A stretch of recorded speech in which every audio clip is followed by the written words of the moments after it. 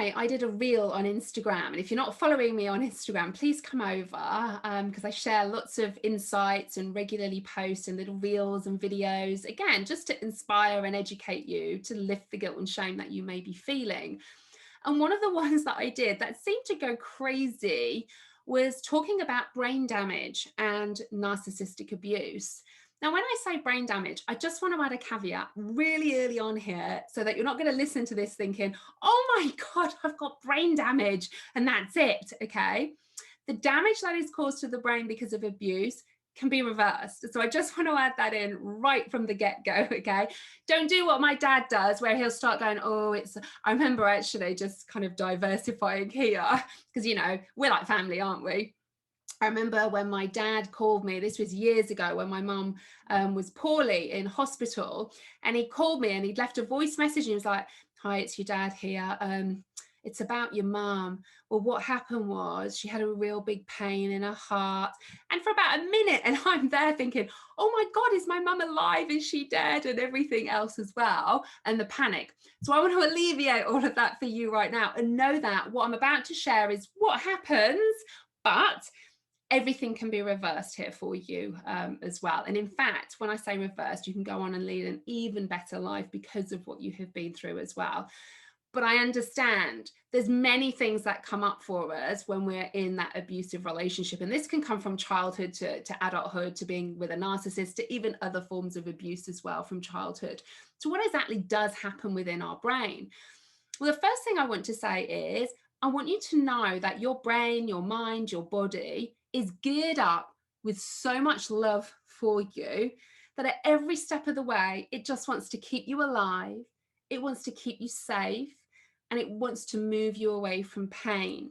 Now, when I say move you away from pain, it's moving you away from the biggest perceived pain you have based on your past experiences and how you have interpreted those. And the reason why I explain that is because many of you will probably think, my God, Caroline, I'm in pain right now. Surely this is a less pain than something else. Yes, it is. Your system thinks it is less pain than something else. But I want you to get curious about, well, what is this something else that my system thinks would be even more painful? Okay, because this is how our system works. So many of you, and I get many messages about this, start to feel forgetful, brain fog, jittery. There just seems to be so much going on in your system. And I want to talk to you about what exactly does happen in the brain then when we're in that abusive relationship. So we have the front part of our brain, which is called the prefrontal cortex, and that is our logical and rational part of the brain. Then we have what's called our limbic system. Now, our limbic system is known as our emotional brain. So when we're reacting to things, okay, that is our emotional part of the brain. We've moved away from rational and being logical, and I'm sure you can relate to this, because how many times have you suddenly been in this situation where you have behaved in a certain way and then a few hours later thinking, oh my gosh, what happened then? I can relate to that without a shadow of a doubt, where I've thought, my goodness, that's when you've moved from online, I call it online, front parts of the brain, more logical and rational, to offline, where it's kind of like so activated, the nervous system has gone into fight, flight, and freeze, and we are reacting in the moment. And we're reacting in the moment, not necessarily because of the reality of the moment, although if we were being attacked or something like that, absolutely, it's going to take over, completely involuntary. But very often we are actually safe, but our system is still going into a fight, flight, and freeze. We've got into that limbic system because it's reminding us of all past events that haven't finished being processed. So the structures that we have in our limbic system is the hippocampus and the amygdala. Now, the hippocampus is our long-term memory center, and the amygdala is really like our fear center. It's like this radar that is surveying everything in our world, sort of thinking, okay, we need to go into fight, flight, or freeze? Do I need to send a message to the nervous system for us to react because it's danger, danger, danger, or even life-threatening? So it's kind of this radar for us, brilliant radar. And then the hippocampus, as things are happening to us, the hippocampus will start to timestamp things. Oh, yeah, that's the past. Yeah, That's the past now, and really file it away. So we now then can remember events as opposed to reliving them. Now, what happens when we've been in an abusive relationship, and many people end up having something called complex post-traumatic stress disorder, where information has been stuck and we're kind of reliving. It feels like we're in this hamster wheel, feeling the same things all of the time. This is because we have a stuck younger part of us in our system that is really running the show for us. But to protect us, remember, everything is about protection, keeping us safe. The hippocampus starts to shrink and the amygdala starts to increase in size. So as the hippocampus shrinks, many times that can bring up things like brain fog, forgetfulness. I mean, how many of you feel like you can't remember stuff? Maybe stuff from your childhood. Maybe people have told you stuff have happened. You just can't remember. Now, that's not because you just can't remember. I mean, we can't remember everything about our childhood. I get that. But there could be certain key things that you just can't remember. It's almost like they're blocked out. If you're someone who has found yourself saying, it's like I've blocked it out, then the likelihood is your hippocampus has shrunk. So as the hippocampus shrinks to protect you, remember, it's all about protection.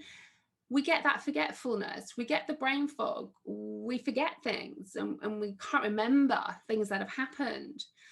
Conversely, the amygdala that increases in size almost becomes like this hyper-vigilant radar that we have, so that then anything that happens, it's like, oh, danger, danger, danger. It's become so acutely sensitive almost to that. It's so trying to keep you safe. Even you dropping your keys sometimes, it's like, oh, and you go into this reaction about it. Oh, I'm so stupid.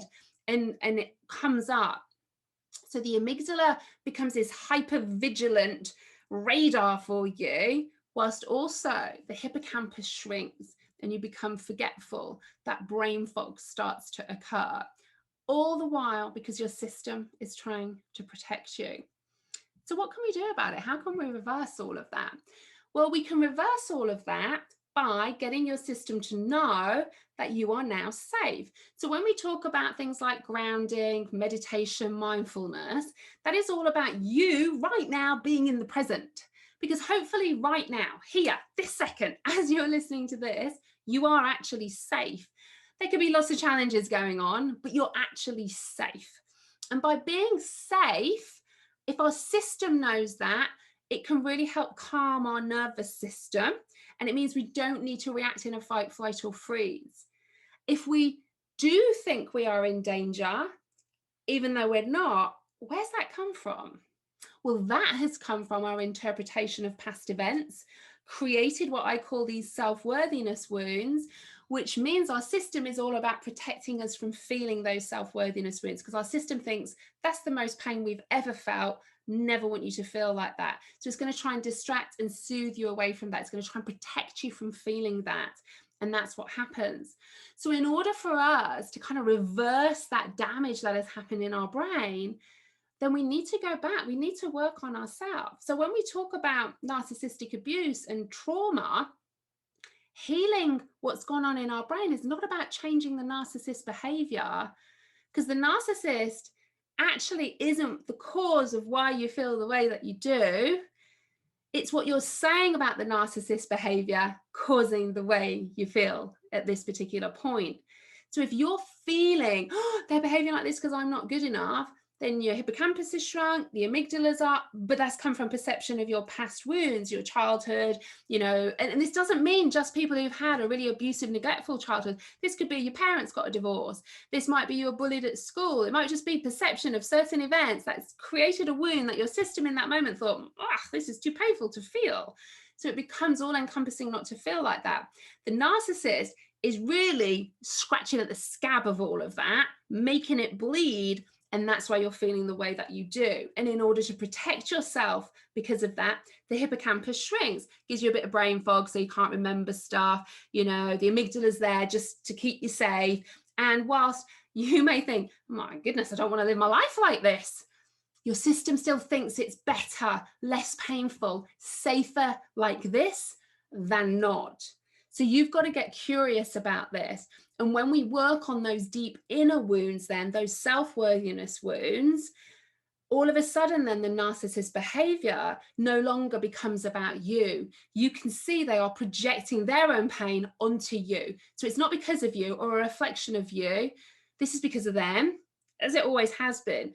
But you don't just know that then, you feel it.